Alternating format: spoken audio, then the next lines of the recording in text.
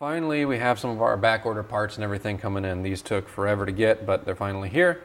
I got the power steering lines, which is the next big step in this process, because then I can start putting the radiator in, the condenser back into place, so on and so forth. Access to these is very limited if I put the condenser back before replacing these, so I wanted to get these done before that.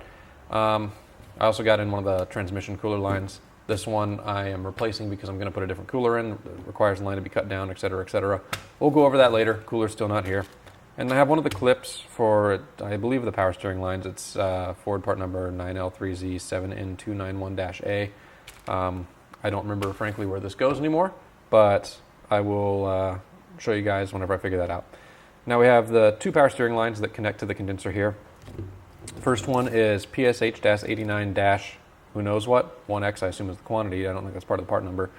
But it's Ford part number BL3Z-3A713-J. This is the one that connects from the power steering cooler, the AC condenser, to the hard line that goes down to the power steering pump. And the new version of this, which is this new part number, uses a normal constant tension clamp here, the pinch type, but it uses what's called an Edica clamp over here. I'll show you guys how to install that. It's different. The old one used to use a squeeze type as well, the old revision of this. I made double clamp it still. We'll see. My original line was double clamped. Don't know why.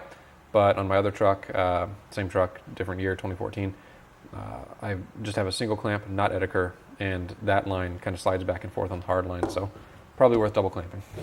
So there's that one. And then this one right here is the one that goes from the cooler to the hard line that goes, from the cooler directly to the reservoir. So this one is part number BL3Z3A713-L, and this one, again, just goes directly from the cooler, I believe, here to the reservoir right here.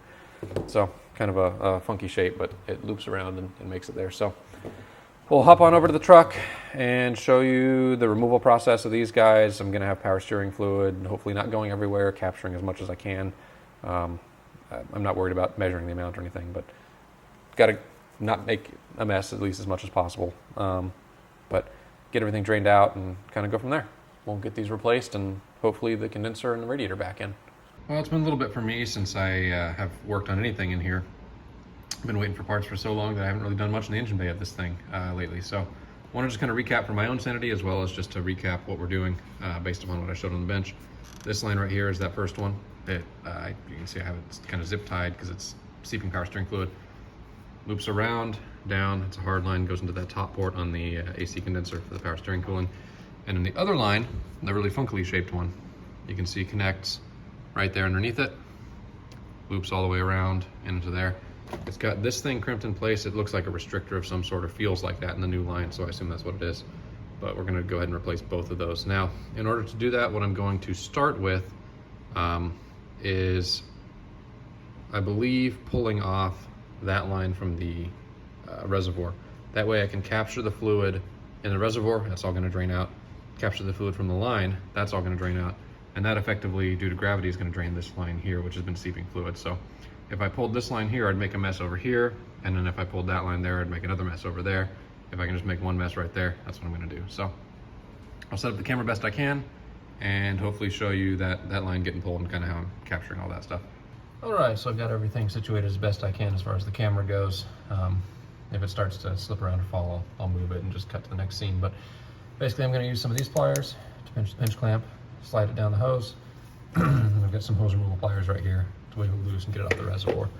I'm replacing, obviously, the line, as we've just talked about, and I'm also replacing the whole reservoir, so anything that gets a little damaged or a little this, little that, I'm not super concerned about as far as these guys go.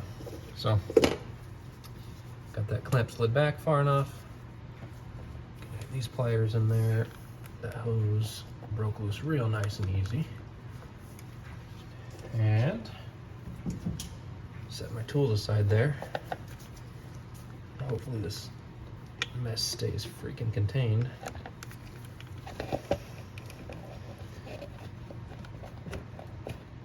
Yep. We'll just go ahead and let all that drain out. Nice and easy. So that's the disconnection I'm gonna go ahead and let everything drain. You can see I've just got a little plastic bucket down here, and we'll go from there. All right, you can see we got the reservoir all drained now, and now we're ready to pull off these hoses here.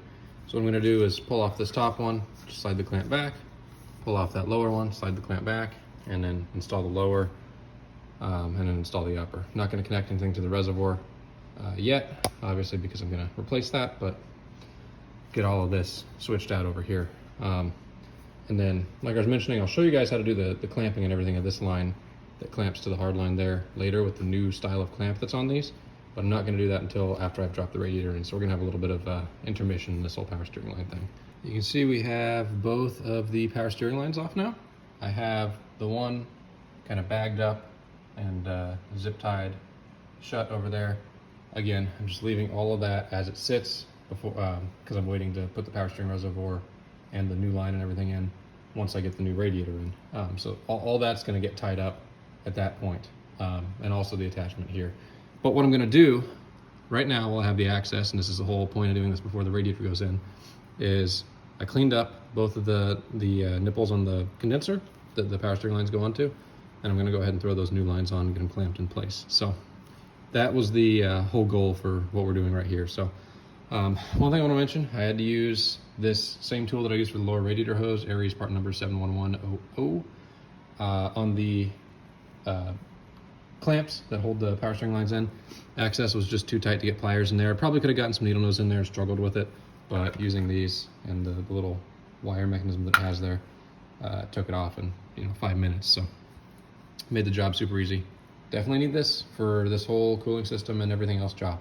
So I'm gonna go ahead and get those new lines popped on. I'm probably gonna end up using this same hose clamp tool to get the new hose clamps kind of set into place. And then from there, we're gonna proceed with the actual radiator installation, I do believe. Okay, as you can see, we have the new lines in place, and this one's just draped down here, hanging loose. It's gonna be plenty out of the way for the radiator to go in. This one, you can see, lines up really nicely with the little clip here that holds the hard line up here. So this is gonna fold back over once the radiator is in.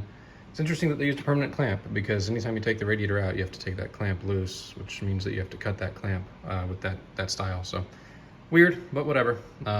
We'll go with it for now. The old line still up there. I'm not gonna do anything with that until the radiator's in, and I'm still waiting, unfortunately, on the fan shroud, so I can't put the new reservoir on. So until I have that, I'm not gonna do anything with that. That's just gonna stay tied up over there. But next step is putting the new radiator in. So we're going to go ahead and fold this whole harness kind of out of the way again. Remember, it unclips from there. That'll push back out over there. Now that our air box is out and everything, the radiator should actually be somewhat easy to put in. And relatively speaking, I think we're gonna have a pretty easy time to get that thing in. Just really having to watch wiring harnesses and stuff. The little bit over here, and then the chunks over here. And we're gonna have a fun time kind of patching everything back together. I've repaired the harness in a couple spots that it was frayed or anything like that. Kind of retaped, re-zip tied, whatever I needed to do. But we're still gonna have some reinstallation of some of the harness, Christmas trees, the parts that hold the harnesses to the different parts of the radiator and shroud. So that's gonna be an interesting little puzzle to put back together. But radiator, I'm gonna go ahead and get dressed with some 303 protectant on the end tanks just to keep that plastic protected, and it's gonna drop in. Well, we finally have some really good progress made here. We have the radiator in place. You can see the end tank right there, the other one's over there, and the actual core and everything you can see from up top. Put the wiring harness back up just for demonstration purposes. But the way I got this in, definitely not easy, but easier than with the air box in for sure. If you take a look down here, you can see right roughly there's the mount with the little rubber bushing on it that goes into the frame, or into the front radiator support. What I did was took that mount and took the radiator and brought it down in like this. And what that did was get it underneath that wiring harness there and that AC line right there, that hard line. You cannot get past if you put in the other side first. So got that kind of tipped down in there, and then on this side, kind of snuck everything past the wiring harness and all of that. It's kind of a pain to sneak past these lines, but you can kind of fish them one by one, and got it dropped down into place over here. And then to get the condenser on, same thing. I started with this side because this is the rigid side. So I just basically got the condenser kind of put in place on the shelf right there, which is the shelf that the radiator and the condenser kind of rest on. Lifted up this side and got it dropped down into place inside these brackets. You got to make sure that both of them are in place, and you can see that they are on here. And then same thing over here. Again, I had to kind of mess with the lines to get them all aligned and everything, but I got that bracket in right there. And then this one over here, you're not gonna be able to see actually from up front. Might be able to see it from up top. Nope, no chance. You can see that the lines are nice and snug in there, and they run down and around and come out right here and then right down there. So this guy's just gonna hang free. It connects to the reservoir that mounts on the fan shroud right about here. And then the other one is not really hanging at all. It's just waiting for its friend over there to come and join it once we get the fan shroud out. So, or once we get the new fan shroud and get the fan shroud in, I should say. So that is the radiator in place. I have not bolted it in. I have not put the cap on or anything, but I am gonna do both of those things because at this point I'm at another stopping point. I'm waiting for parts still, but this is a huge step in the right direction, basically. I guess I can put one of the hoses in, the lower hose, and I may do that at another point, but for today, I'm pretty tapped out from working on this and some other projects. So I'm gonna go ahead and go back over to the bench, show you what we're gonna finish up with today, and then we'll reconvene when we reconvene. Okay, back on the workbench, we have the final little parts that we're gonna go ahead and throw in. I've got two brand new bolts that hold the radiator in place. I'll show you where those go in a second, but they're part number W710309-S439 from Ford, one each package. Don't need to replace those. I'm just going overkill. And then I have the OEM Motorcraft / Ford radiator cap. That's Motorcraft part number RS523, Ford part number 6L2Z8100AC. This is a 20 PSI cap. I think some of these trucks, the earlier ones, came with a 14, 16, something like that PSI cap. Ford recommends 20 across the board from what I understand. So, and this is what's recommended by every dealership for my particular truck. So I'll trust them on that. So, I am going to put some Krytox grease on these two seals here, just using a little applicator or whatever to get it on here. I do lubricate my radiator caps just to make sure that when they tighten down, nothing gets kind of caught or anything like that, and it helps keep the seals fresh. But this is what I'm going to wrap up for today. So, I'm going to head on over to the truck, show you the installation of these, and we're going to be good to go. All right, so bolt number one on this side, and it's going to be mirror image on the other side. Goes right in the ear of the radiator. I know it's going to be hard to see on camera, if not impossible. But that's just kind of how it goes. So it looks like my little rubber bushing, the new one that I put in, moved a little bit, so you're gonna make sure you got that in place. And then you just go ahead and thread that bolt in. I'm gonna go ahead and do it by hand. 13 mil socket. And I don't have a torque spec for these, but they don't need to go super, super tight. So just get them snugged down, good to go. I'm just using a 1/4 inch drive ratchet, so nothing crazy torque-wise, but enough to have it in there nice and securely.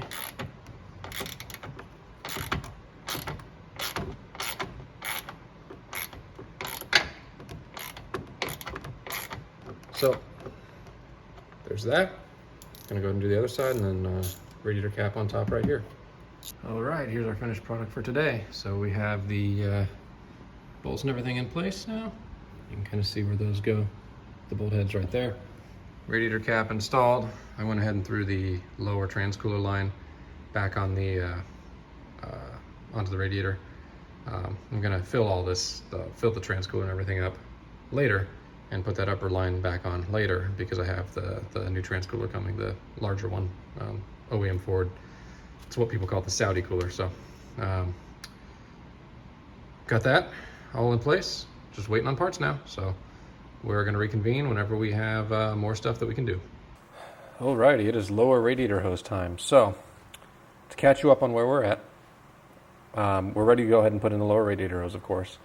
And what I've done so far is clean up the lower neck that this end of the hose goes on, that it clamps onto.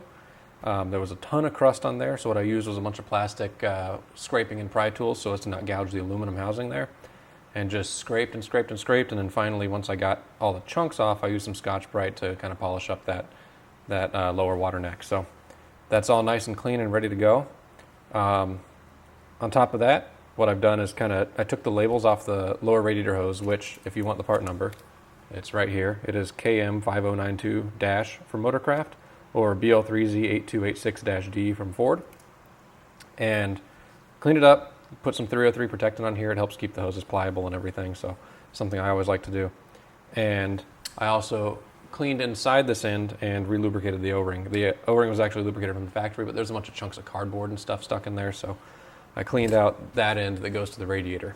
In addition, I got this hose clamp, which I'm reusing since I can't buy this one new from Ford from what I'm finding. It's not in the parts catalog that I could find, so I'm reusing the old one. And this is the old spring clamp, the one that was a real pain in the butt. And what I did was I took a pair of big old Nipex Cobra pliers here and opened it up and latched it in place. You can see it's got this little locking tab down there. And once you open up the clamp far enough, it'll lock into place. And then to unlock it, all you have to do is push the small tab side, the side right here, kind of inward towards the center of the hose, and it'll pop loose and snap shut. So, got that guy in place. And what I did prior to doing anything else really as far as this job goes, once I got this clamp off and once I had the other hose off, is I marked where this clamp sat on the new hose. So you can see I've got my marking there. The end of that marking basically goes right up against this right here. And that's where that hose clamp sat on the old hose. So just making sure that I get everything back in the exact right spot. So, cleaning up the lower water neck reminded me of what I disliked most about this whole entire radiator cooling system job, which was getting off this into the lower hose. Now I'm going to go ahead and try to get that back on. So, super tight working quarters. Like I said, cleaning it up reminded me of why I hated it, but we should be able to get her done. And I'm hoping this works. I'm hoping I'm able to pop this free and everything. If I'm not, what I'm going to do is bring it back to the bench, pop it loose, and I'll use the cable-driven pliers here to get it kind of clamped and locked in place as best I can. So, clamp lines up with hose like that. Go ahead and throw it over the hose preemptively, and that is ready to go into the truck. So I'm going to put this end on first, this end on second, and I'm going to take care of the oil cooler lines. You'll notice too, I only have one of the little clips here. In figuring out how these worked, I snapped one onto the oil cooler housing, the oil filter oil cooler housing. So once you snap these on, it's basically a cut it off type of deal. So I just went ahead and left it on. I can still click this hose back into place once I'm ready. And then I'm just gonna, I've left this here.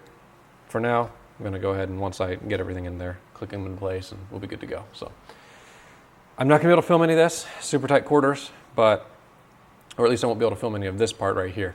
But once I have this part on, if I don't end up putting everything else on in the process just to help me out, I will show you the rest of the process from there. So as you can see, we have the lower hose back in place. You might be able to see the little mark that I had right there. It didn't actually end up aligning with the clamp, so I don't know if this hose is cut a little longer from the end compared to my other one or whatever.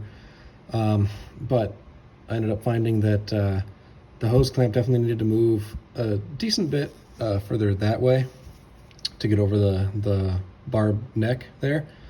And then I clocked the clamp away from where that mark was. So what I done with the old hose is that I just marked the new one basically based upon where the clamp's mark aligned on the old hose. So that was simple enough. The clamp was super far aligned towards the top, towards the exhaust manifold that's right up there in that heat shield originally, which made it incredibly hard to get hose clamp pliers onto. So I aligned the clamp over a little bit further clockwise if you're looking at it from this direction right here, just to make it a little bit easier to service in the future. I can get my hose clamp pliers on there, no problem. Still have to use the giant, C-clamp to be able to get the pliers squished tight enough to be able to move the clamp on that hose, but ended up working out no problem. Now, I'll take you guys up towards the front of the truck so you can see what we have. I actually ended up with the perfect alignment of these two guys right here. So they aligned really well, number one, but number two, I ended up with the little retainers in the right spot. So the one that I had clicked on earlier was the one that was missing in the hose. So these just snapped right into place. All you have to do to install these, you don't even have to take the retainer out. All you have to do is take the hoses and basically stick them onto the oil cooler housing there. And as you know, I replaced this one with a brand new one, which I'd highly recommend you do if you're doing the service. And then up at the top, I think the best view is going to be from right here. You can see the brand new Ford Radiator hose. That, again, just like those guys, clicks into place, so you don't have to take the little clip out that you use to release it, or that you take out to release it. All you have to do is just push it onto the radiator into place, and it's good to go. That went on really smoothly. The lower guys went on really smoothly. So what I'm gonna do now, I'm still waiting for, I'm sure you can tell the fan shroud's not there. Still waiting for that, still waiting for some other items to button everything up, basically. But what I'm gonna do is go ahead and pour some coolant into the system and let it sit while I'm waiting for everything, and just make sure that there's no leaks, because I don't plan on cracking apart or cracking open anything down here as far as any of these lines go, any of the lower hoses go, anything like that. So what I'm going to do is, like I said, fill it up with coolant, see how that guy sits, make sure nothing leaks. It's going to fill up the system pretty decently. And then once I have the rest of my parts, which should all be in one last final shipment, we're going to wrap this job up. We are now back and ready to rock and roll on the final part of this project. You can see I've got the transcooler here. This is the big one. With the same shipment here, I got some parts for my other truck actually, and I also got the big missing piece, which is the fan shroud for this black truck. And we're now going to be able to put everything back together and go through the entire rest of the cooling system reassembly process. So this guy, it's going to be real simple to change out. All we got to do, we disconnected the top line from the old cooler to disconnect it from the radiator. So all we're going to have to do is disconnect the bottom line, let the fluid drain out, and take that cooler off. It just unclips. I'll show you how that works on the truck. And then I'm going to clean stuff up, and this thing's going to basically snap into place, and we're going to put new lines on. So one line on, reusing the bottom line. So I'm going to go ahead and head over to the truck, show you the removal process, and this side of things is going to get knocked out real quick. Okay, so we're here at the truck, and you can see the old transmission cooler is still installed. This line is still removed, still hasn't been connected, still capped up here. Old cooler right there, and in this line I have not disconnected. I'm going to have a catch tray that I'm going to put under there to catch all the fluid that comes out whenever we drop that line out. But I wanted to show you before we do that, size difference here. This new old core, I should say, is 4 rows high. This new one is 1, 2, 3, 4, 5, 6, 7, 8, 9, 10. So you can see it's double the size and change. Definitely going to have a decent amount of increased cooling capacity. And basically all this cooler is right here, this larger one, is, from what I understand, the Middle Eastern market transcooler for a Raptor. You can see that on this side, the clip and everything is sized to accept this. These clips right here, I think we're going to go up to the top notch, but it just clips into place, no problem, being an OEM part. So, removal process. I'm just going to take some pliers right here, just some standard little slip joint guys. Grab this clip, and I'll show some of this in real time. Trying to get some better leverage on that. Bring that clip down, and then I've got my gear wrench hose clamp, or hose removal pliers that I'm going to put around there. Actually, I might need one size smaller. In fact, I'm pretty darn sure I will. I guess this line is a little bit smaller than the other side, but these are the hose removal pliers. I'm going to grab the smaller size. All I'm going to do is put them around here, just below the neck where it goes onto the or into the cooler. I'm going to loosen it up, pull that off. But before I pull it off, I'm going to have a little drain pan or something along those lines sitting underneath here, ready to rock and roll and catch any and all fluid that might still be in that cooler. So I measured the fluid earlier. I took out 5 ounces whenever I disconnected everything and took the radiator out. It's going to be another X number of ounces in that cooler. Let's call it like 1, 2, 3, 4, something like that. I'm going to add all that up. I'm going to put that same amount of fluid in, plus whatever the delta is to fill up the new cooler. So with that, I'm going to go ahead and do that part off camera, so I have all the room in the world to work and don't make a mess. And we'll come back whenever we have everything disconnected. All right, so I figured I might as well show this. I got that guy broken loose with the one size smaller gear wrench hose pliers. What I wasn't able to do is just pull it down because it's a hard line, so it's kind of jammed in there. So the plan is, I've got my little catch containers down there that I'll pull up here in a second, but let's see if we can do all of this on camera. This guy's capped off. The way that this cooler comes out, we just unclip it and it literally just comes out. And I'm not 100% sure how it's clipped in there, unless that's just being held purely by that hard line. I think it may be. It is. Interesting. Okay, cool. My plan is to kind of hold the hard line and wiggle the cooler off the line. Only take a line off the cooler, I'm taking the whole darn cooler off the line. Which may be easier said than done.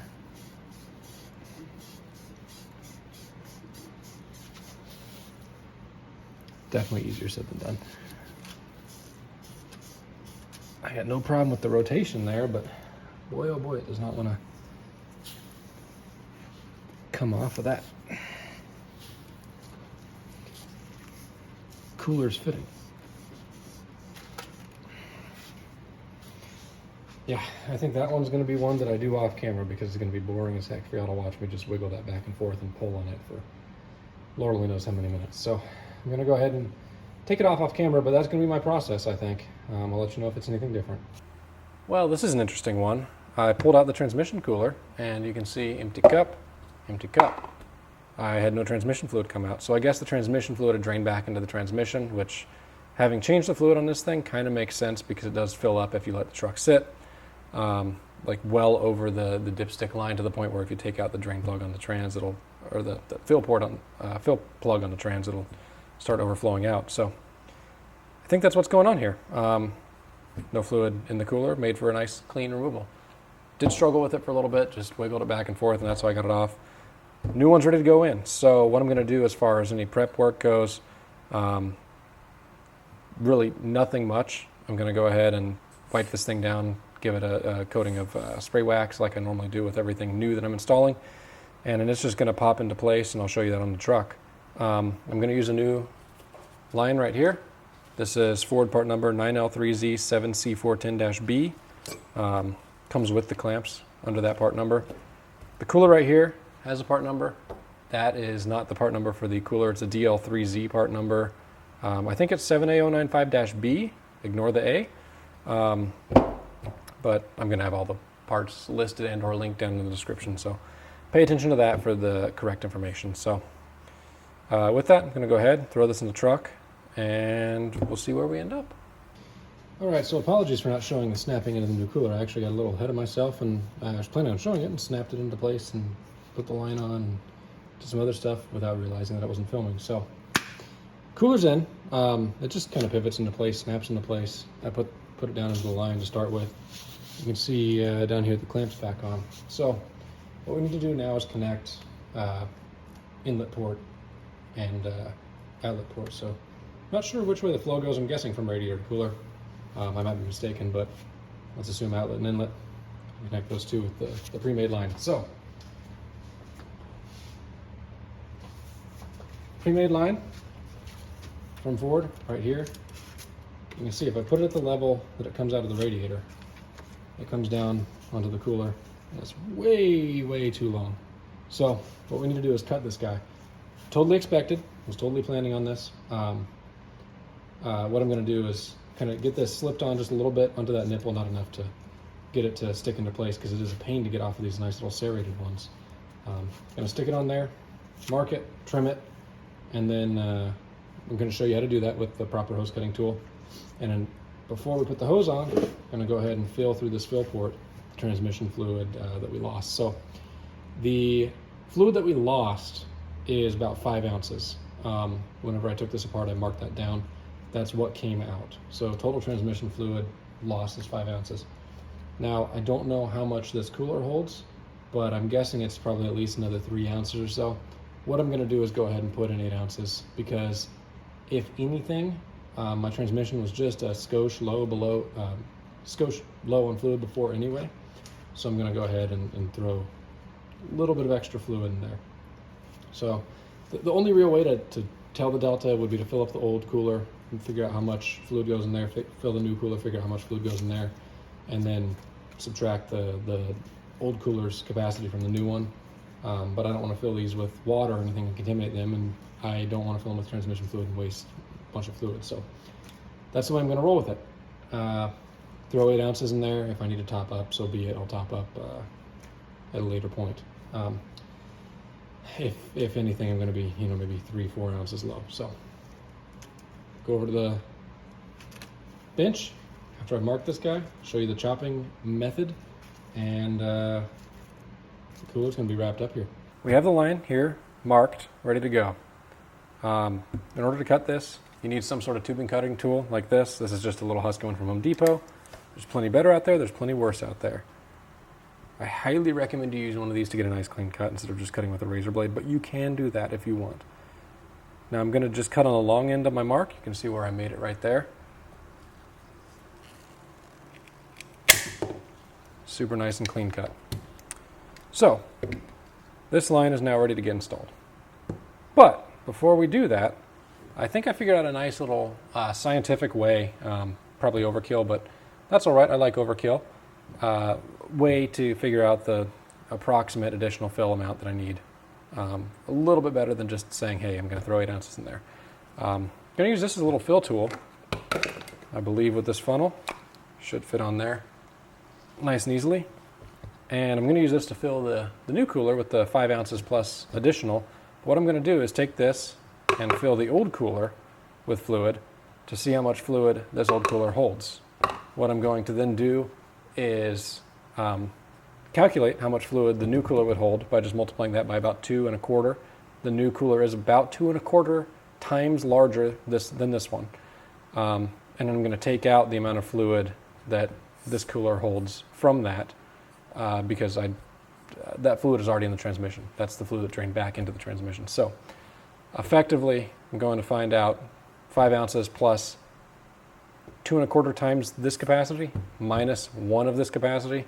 That's going to be my total amount. We're going to see how close it is to 8 ounces. So I'm going to go ahead and do that little fill-in calculation, and I'll be back with the final number in case you happen to be doing the same thing. So if you can see my piece of paper, if it's not too blown out, we got 5 ounces out of the transmission cooler after filling it up. That's the old one. New one being 2.25 times larger. We need to multiply that number by 1.25 to get the amount of additional fluid we need to add into the transmission loop, which is 6.25 ounces.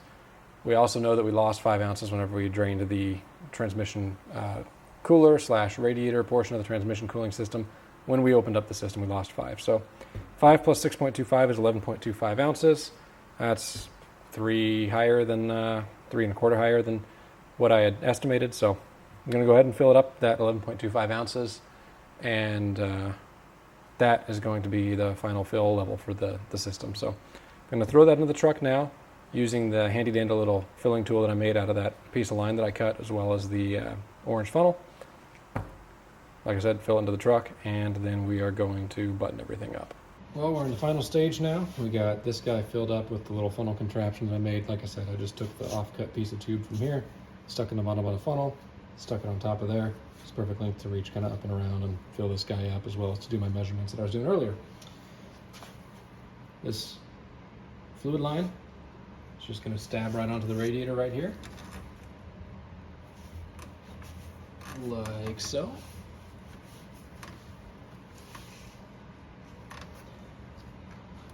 And it's just going to stab right onto the cooler, right here, like so. So that's on there, that's on there. Everything clears like OEM because it is all OEM.